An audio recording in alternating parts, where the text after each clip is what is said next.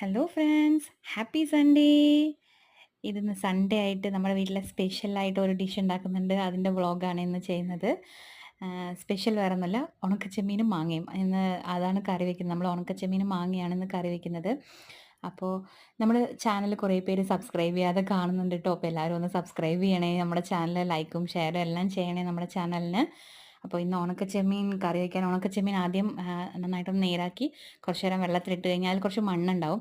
അപ്പോൾ അതൊക്കെ ഒന്ന് കഴുകി വൃത്തിയാക്കി വെള്ളത്തിലിട്ട് കഴുകി വൃത്തിയാക്കി എടുത്തിട്ട് അതിലേക്ക് വേണ്ട ഇൻഗ്രീഡിയൻസ് ഒക്കെ റെഡിയാക്കി വെച്ചിട്ടുണ്ട്. സവാള, ഇഞ്ചി, വെളുത്തുള്ളി, പിന്നെ പിന്നെ പച്ചമുളക്, കറിവേപ്പില അങ്ങനെ എല്ലാം ഒന്ന് റെഡിയാക്കി വെക്കുക.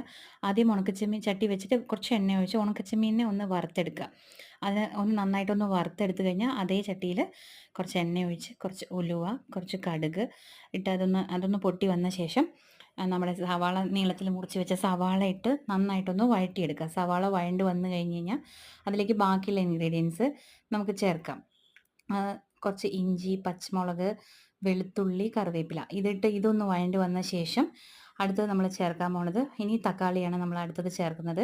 തക്കാളി കൂടി ഒന്ന് നന്നായിട്ട് വഴണ്ട് വന്ന് കഴിഞ്ഞാൽ അതിലേക്ക് നമ്മൾ കുറച്ച് മാങ്ങയും കുറച്ച് വെള്ളം ഒഴിക്കുക. മാങ്ങ ഇടുക, വെള്ളം ഒഴിക്കുക, ഉണക്കച്ചെമ്മീൻ ഇടുക. അതൊന്ന് വെന്ത് വരുമ്പോഴത്തേക്കും നമ്മളൊരു അരപ്പ് റെഡിയാക്കണം. തേങ്ങ, കുറച്ച് 1 ടേബിൾ സ്പൂൺ മല്ലിപ്പൊടി, 1 ടേബിൾ സ്പൂൺ മുളക് പൊടി, അതിൽ കുറച്ച് മഞ്ഞൾപ്പൊടിയും കൂടി ഇട്ടിട്ട് നന്നായിട്ട് തേങ്ങയുടെ കൂടെ കുറച്ച് ഒരു 2 വെളുത്തുള്ളി, 2 ചെറിയ ഉള്ളി ഇട്ടൊന്ന് അരച്ചെടുക്കുക. ആ അരപ്പ് ഇതിൻ്റെ കൂടെ ചേർത്തിട്ട് നന്നായിട്ടൊന്ന് തിളച്ച് വരുന്ന സമയത്ത് നമ്മളിതിൽ വറുത്തിടില്ല, ഈ കറിക്ക് വറുത്തിടില്ല. കുറച്ച് കറിവേപ്പില ഇട്ട് പച്ച വെളിച്ചെണ്ണ ഒഴിച്ച് കഴിഞ്ഞാൽ നമ്മുടെ ഉണക്കച്ചെമ്മീൻ മാങ്ങ കറി റെഡിയായി. Thank you.